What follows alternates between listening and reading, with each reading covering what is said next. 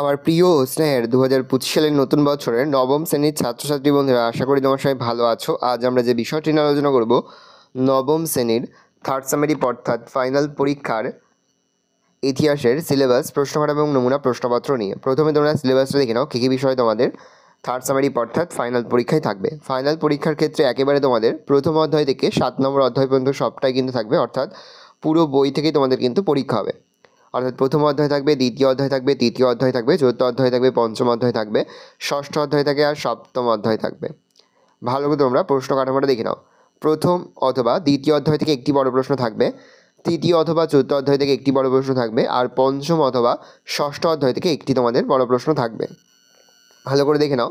রয়েছে টোটাল তোমাদের third summary অর্থাৎ ফাইনাল পরীক্ষার নবম শ্রেণীর ইতিহাসের সিলেবাস। ভালো করে তোমরা সিলেবাসটা দেখে নাও। এবার আমরা নমুনা প্রশ্নপত্রটা দেখে নেব। দেখো, সরাসরি স্ক্রিনে তোমরা নবম শ্রেণীর থার্ড সামারি অর্থাৎ ফাইনাল পরীক্ষার ইতিহাসের কোশ্চেনটা দেখতে পাচ্ছ। ফুল মার্কস তোমাদের রয়েছে 90, সময় তোমাদের রয়েছে 3 ঘন্টা 15 মিনিট। প্রথম রয়েছে বিভাগ ক, একে থেকে রয়েছে সঠিক উত্তর নির্বাচন করো যে কোনো 20টি প্রশ্নের মান 1 করে 1 × 20 = 20। ফ্রান্সে লবণকর রূপে প্রচলিত ছিল এলবা, করভি, ক্যাবেল, ক্যাপিটেশন উত্তরে গ্যাবেল। ফরাসি বিপ্লবের জনক কাকে বলা হয়? ষোড়শ রুশোকে, ভলতেয়ারকে না নেপোলিয়ানকে উত্তরে রুশোকে। সাম্যমৈত্রীর স্বাধীনতার আদর্শ গড়ে ওঠে রুশ বিপ্লবে, ফরাসি বিপ্লবে, জুলাই বিপ্লবে, ইটালির বিপ্লবে উত্তরে ফরাসি বিপ্লবে। নেপোলিয়ান প্রথমে কত বছরের জন্য কনসাল হিসেবে নিযুক্ত হন? 5 বছর, 10 বছর, 15 বছর, আজীবন 10 বছর। কোড নেপোলিয়ান প্রবর্তন করেন? ষোড়শই নেপোলিয়ান, রোবোস্পিয়ার, মেটারনিখ। নেপোলিয়ান গ্রাড আর্মি নিয়ে মস্কো অভিযান করেন 1812 খ্রিস্টাব্দে। ভিয়েনা সম্মেলন কবে অনুষ্ঠিত হয়? 1815 খ্রিস্টাব্দে। কার্লসবার্গ ডিগ্রি জারি হয়েছিল ইংল্যান্ডে, রাশিয়া, জার্মানিতে, ইটালিতে। বিপ্লবের বছর বলা হয় 1748, 1948, 1848, 1647 খ্রিস্টাব্দকে। 1848 খ্রিস্টাব্দকে। ইটালির জাতীয়তাবাদের প্রাণপুরুষ ছিলেন ম্যাসিনি। উড়ন্ত মুখকে আবিষ্কার করে জনকে। ইউরোপের সবচেয়ে দেরিতে শিল্পায়ন শুরু হয়েছিল জার্মানিতে। সুয়েজ খাল প্রবাহিত হয়েছে মিশরের মধ্যে দিয়ে। আধুনিক রাশিয়ার জনক বলা হয় পিটার দ্য গ্রেটকে। এপ্রিল থিসিসের রচয়িতার নাম কি উত্তরে লেনিন। প্রথম বিশ্বযুদ্ধ সংঘটিত হয় 1914 খ্রিস্টাব্দে। ভার্সাই সন্ধি স্বাক্ষরিত হয়েছিল 1919 খ্রিস্টাব্দে। ন্যাশনালের প্রতীক চিহ্নটি হলো স্বস্তিকা। প্রথম বিশ্বযুদ্ধ কত বছর পর দ্বিতীয় বিশ্বযুদ্ধ শুরু হয়? 20 বছর পর। মিউনিক চুক্তি দ্বারা হিটলার লাভ করেন সুদেতান। ডি-ডে দ্য মুক্তি দিবস ধার্য হয়েছিল 1944 খ্রিস্টাব্দের 1 জুন, 3রা জুন, 4ঠা জুন, 6 জুন। চৌদাবার নীতি ঘোষণা করেন উড্রো উইলসন, মেটারনিখ, দ্বিতীয় উইলিয়াম রুজভেল্ট।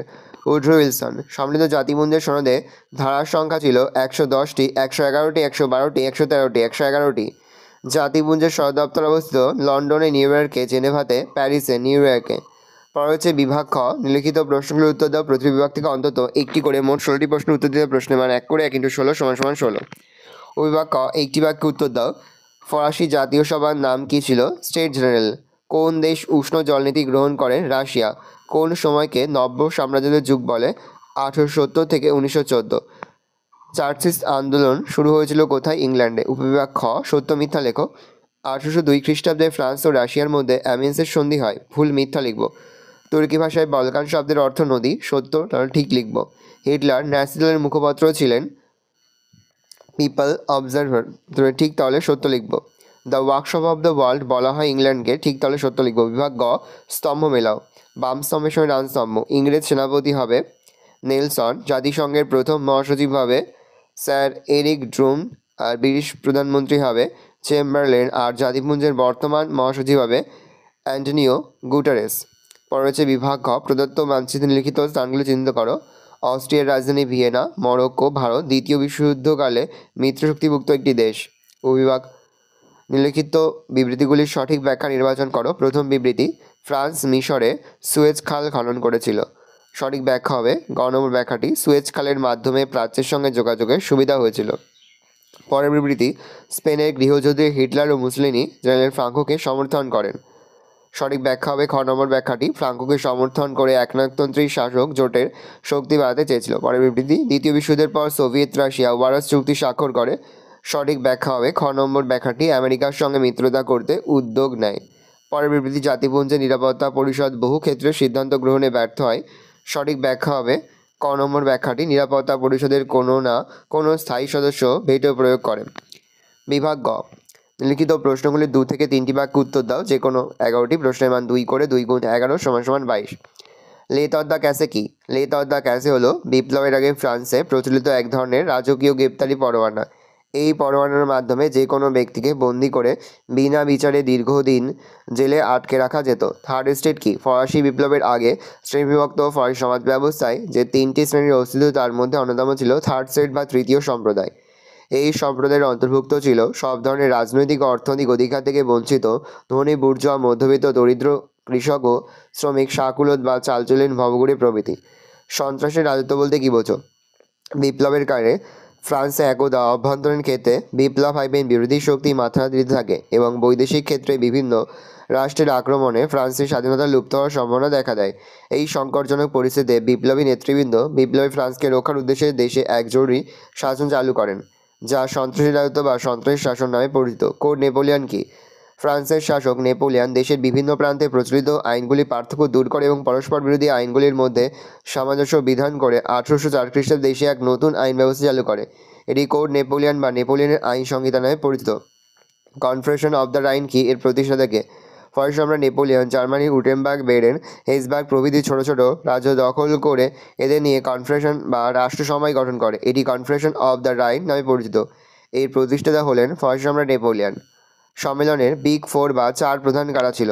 ভিয়েনা সম্মেলনে উপস্থিত নেতৃবৃন্দের মধ্যে উল্লেখযোগ্য ছিলেন অস্ট্রিয়ার প্রধানমন্ত্রী মেটারনিখ, রাশিয়ার চার প্রথম আলেকজান্ডার, ব্রিটিশ পররাষ্ট্রমন্ত্রী ক্যাসেলরি ও রাশিয়ার প্রিন্স হার্ডেনবার্গ। এই 4টি দেশকে বিগ ফোর বা 4 প্রধান বলা হয়। মেটারনিখ কে ছিলেন? মেটারনিখ ছিলেন অস্ট্রিয়ার প্রধানমন্ত্রী এবং ভিয়েনা সম্মেলনের সভাপতি। তিনি ছিলেন রাজতন্ত্র, অভিজাততন্ত্র ও সমাজতন্ত্রের গোড়া সমর্থক। 1815 থেকে 1848 খ্রিস্টাব্দ পর্যন্ত ইউরোপীয় রাজনীতি মূলত তারই নিয়ন্ত্রণে পরিচালিত হয়। পিটারলুর হত্যাকাণ্ড কি? ব্রিটিশ সরকার হেভিয়াস কর্পাস আইনের দ্বারা শ্রমিকদের সভা সমিতি নিষিদ্ধ করলে প্রায় 50,000 শ্রমিক এই আইনের প্রতিবাদে ম্যানচেস্টারের সেন্ট পিটারের ময়দানে এক সমাবেশে মিলিত হয়।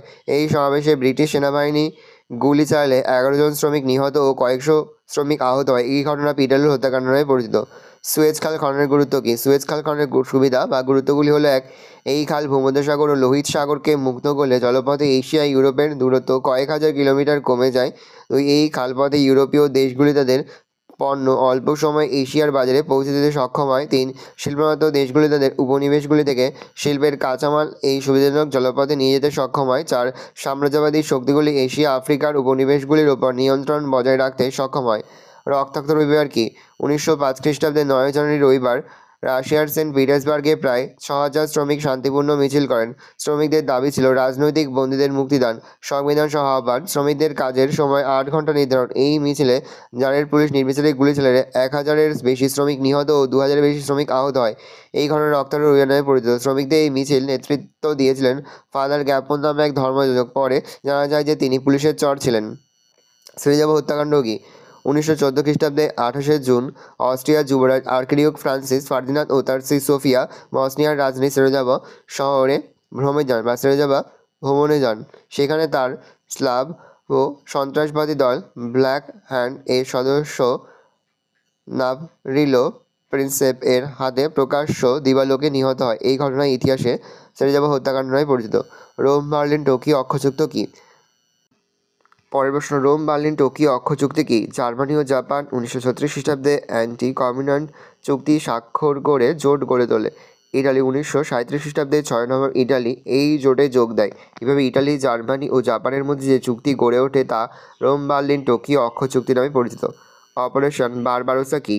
হিটলার ব্রিটেনের যুদ্ধে ব্যর্থ হয়ে কোনোরকম যুদ্ধ ঘোষণা না করেই 40 লক্ষ সেনা, 5,500 ফাইটার প্লেন, 3,300টি ট্রাক নিয়ে 1941 খ্রিস্টাব্দে 22শে জুন হঠাৎ রাশিয়া আক্রমণ করেন। হিটলার কর্তৃক এই রুশ অভিযানের সাংকেতিক নাম ছিল অপারেশন বারবারোসা। সম্মিলিত জাতিপুঞ্জের ঘোষণাপত্র বা রাষ্ট্রীয় ঘোষণাপত্র কি?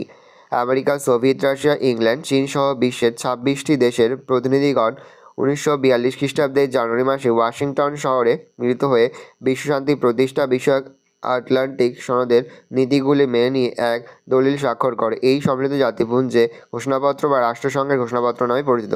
ভেটো কি? কোনো ব্যক্তি বা প্রতিষ্ঠান কর্তৃক একতরফাভাবে কোনো আইন বা সিদ্ধান্তের ওপর স্থগিতাদেশ জারি করার ক্ষমতাকে ভেটো বলে। যেমন সম্মিলিত জাতিপুঞ্জের নিরাপত্তা পরিষদের স্থায়ী 5 সদস্য রাষ্ট্রের কোনো একটি রাষ্ট্র কোনো একটি সিদ্ধান্তে স্থগিতাদেশ দিলে সিদ্ধান্তটি আর কার্যকর করা যায় না। পরে হচ্ছে বিভাগ খ, নিম্নলিখিত প্রশ্নগুলির 7 থেকে 8টি ব্যাখ্যা যে কোনো 6টি প্রশ্নের মান 4 করে 4 গুণ 6 = 24। ফরাসি বিপ্লবে নারীদের ভূমিকা কী ছিল? এই প্রশ্নটি কিন্তু আমি ফার্স্ট আমি তোমাদেরকে লিখিয়ে দিয়েছি, তোমরা কিন্তু সেখান থেকে লিখে নেবে। নেপোলিয়নের সংস্কারগুলি আলোচনা করো, এটাও কিন্তু আমি ফার্স্ট টার্ম পরীক্ষায় তোমাদের লিখিয়ে দিয়েছি। ইটালি ঐক্য আন্দোলনে ম্যাসিনির ভূমিকা, এটা তোমাদের সেকেন্ড টার্মে লিখিয়েছি। ক্রিমিয়ার যুদ্ধের কারণগুলি লেখো, এটাও তোমাদের সেকেন্ড টার্মে লিখিয়েছি। ইংল্যান্ডের সর্বপ্রথম শিল্প বিপ্লব সংঘটিত হওয়ার কারণগুলি কী ছিল আলোচনা করো, এটাও তোমাদের সেকেন্ড টার্মে লিখিয়ে দিয়েছি। ফেব্রুয়ারি বিপ্লবের কারণগুলি আলোচনা করে, এটাও তোমাদের সেকেন্ড সামেটিভে লিখিয়েছি। প্রথম বিশ্বযুদ্ধের ফলাফল এবং কারণও কিন্তু আমি সেকেন্ড সামেটিভে লিখিয়েছি। রুশ বিপ্লবের আন্তর্জাতিক প্রভাব, এটাও কিন্তু লেখানো আছে। ফ্যাসিবাদের উপর একটি টিকা লেখো। স্পেনের গৃহযুদ্ধের কারণ আলোচনা করো। লাস্ট করে পরের প্রশ্ন হচ্ছে সম্মিলিত জাতিপুঞ্জের গঠনের উদ্দেশ্যে নীতিগুলি লেখো। জোট নিরপেক্ষ আন্দোলন সম্পর্কে সংক্ষিপ্ত বর্ণনা দাও। এটা কিন্তু আমি অধ্যায়ভিত্তিক যে সাজেশনটি দিই সেখানে কিন্তু এই প্রশ্নের উত্তরগুলো আমি আলোচনা করে দিয়েছি। সেহেতু এই 12টি প্রশ্নই কিন্তু আমাদের লেখানো রয়েছে, সেহেতু এই 12টি প্রশ্নের উত্তর আমি বলছি না।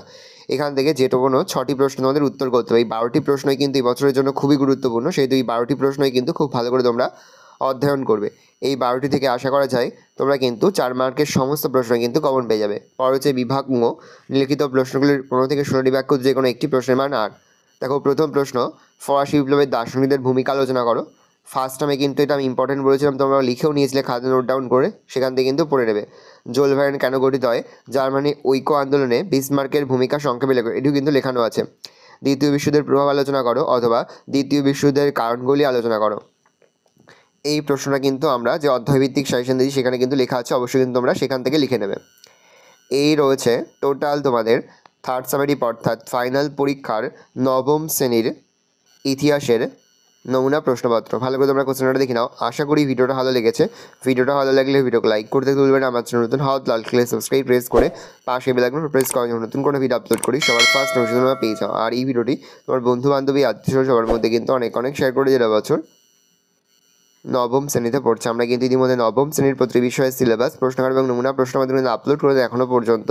সেই ভিডিওগুলো না দেখে থাকো, ভিডিওগুলো কিন্তু তার থেকে তোমাদের সকলকে জানাই আগাম পরীক্ষার অনেক শুভেচ্ছা এবং অভিনন্দন। আশা করি সকলের পরীক্ষায় খুব ভালো হবে। কোনো প্রশ্নের উত্তর লিখতে বা বুঝতে যদি কোনো রকম অসুবিধা হয় তাহলে কিন্তু নির্দ্বিধায় কমেন্ট করে জানাতে একদমই ভুলবে না। ভালো করে দেখে নাও কোশ্চেন পেপারটা।